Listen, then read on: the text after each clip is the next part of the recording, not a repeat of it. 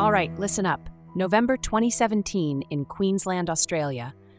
A case that rocked the community and exposed a web of corruption no one saw coming.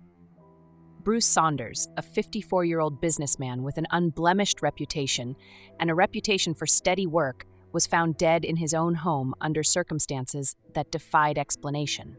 What began as an apparent accident soon turned into one of the most controversial murder investigations in recent Queensland history. It started when neighbors noticed unusual activity at Bruce's property early one morning. Instead of the familiar calm of a suburban dawn, flashing lights and blaring sirens disturbed the silence. When the police arrived, they found Bruce's body in a secluded area near his residence. Initial speculation even floated the bizarre theory of an industrial accident involving a woodchipper, a notion that sent shockwaves through the media and the local community alike. However, as forensic experts began to scrutinize the scene, it quickly became apparent that this was no accident. Enjoy the madness? Smash that subscribe button and join the crew. The autopsy revealed that Bruce had suffered severe blunt force trauma, with injuries that indicated a violent struggle. In addition, investigators discovered a handwritten note left behind in the living area, a short, cryptic message that was interpreted as a deliberate taunt. Although authorities never released the exact wording, the note's tone suggested a clear warning. Bruce had crossed a line and someone was making sure he wouldn't continue digging into dangerous matters. Bruce Saunders wasn't just a regular businessman. He was deeply involved in complex financial arrangements and high-stakes ventures that on the surface seemed legitimate. But behind closed doors, there were whispers of fraudulent activities and backroom deals. At the heart of these whispers was his former business partner, Sharon Graham.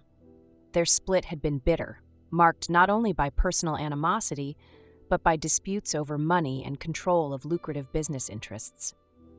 In the volatile world of high finance, alliances shift quickly, and betrayal can come from the most unexpected places.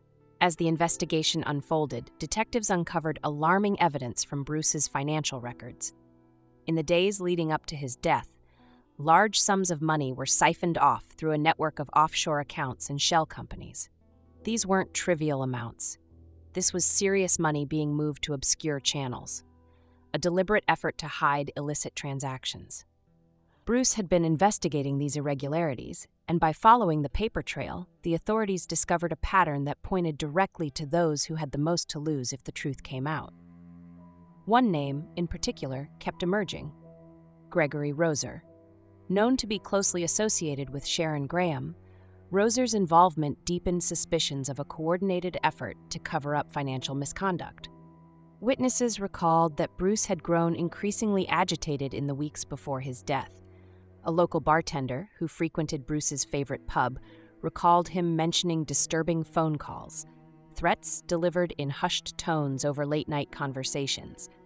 Bruce's colleagues, too, reported that he had expressed concerns about dirty money and the risks of exposing powerful interests. The turning point in the investigation came with the discovery of crucial physical evidence. Forensic teams recovered a broken wristwatch from the crime scene. Its hands were frozen at a specific time, a detail that investigators later tied to the timeline of Bruce's final moments. Even more damning was the biological evidence collected from the murder weapon, traces that ultimately matched one of the prime suspects. All these elements built a strong case that Bruce's death was not random. It was a calculated hit designed to silence him permanently.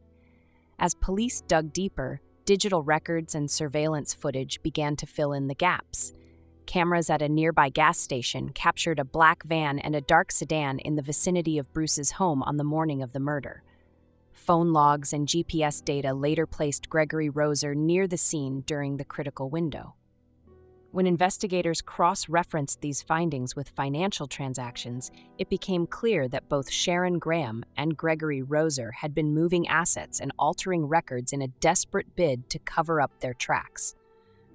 Under mounting evidence, the focus quickly shifted to Graham and Roser. Their initial alibis started to crumble, as forensic and digital evidence consistently placed them near Bruce's property at the time of the crime. Detailed analysis of phone records revealed that Roser's mobile device was active in the area during the early hours when the murder occurred, directly contradicting his claims of being elsewhere. At the same time, Sharon Graham's financial movements, suspicious transfers that couldn't be explained as standard business operations, hinted at a motive rooted in protecting her own interests. The evidence was piling up, leaving little doubt that Bruce had been murdered to keep him from exposing a far-reaching financial scandal. The case soon escalated into one of Queensland's most talked-about murder trials. In a packed courtroom, prosecutors presented a meticulous timeline: how Bruce had discovered discrepancies in the books, how he had been warned to keep quiet, and how ultimately his life was brutally ended to prevent him from revealing the corruption. Witnesses took the stand, recounting moments of tension, overheard threats, and the eerie calm that preceded the chaos.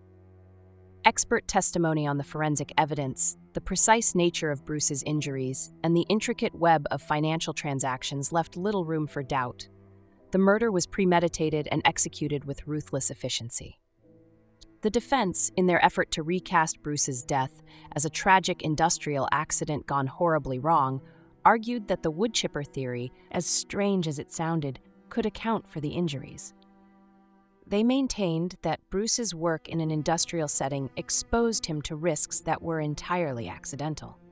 However, every piece of evidence, from the meticulous organization of the financial fraud to the unmistakable presence of digital footprints linking Graham and Roser to the scene, undercut this narrative. The court was presented with a case that left no alternative but to conclude that Bruce Saunders was deliberately silenced by those who stood to benefit from his silence. After weeks of intense testimony, detailed cross-examinations, and a thorough review of every shred of evidence, the jury delivered its verdict. Sharon Graham and Gregory Roser were both convicted of conspiracy and premeditated murder. Their convictions sent shockwaves not only through the local business community, but also through law enforcement and regulatory bodies. The case spurred a series of reforms, prompting authorities to tighten financial oversight and to re-examine internal controls in companies across Queensland. It was a stark reminder that corruption, once exposed, carries a deadly price.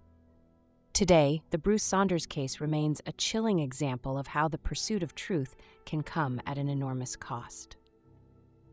His murder wasn't just an isolated incident. It was the tipping point in a larger struggle against financial corruption. For those of us who follow true crime, it stands as a testament to the lengths that powerful individuals will go to silence whistleblowers and protect their interests.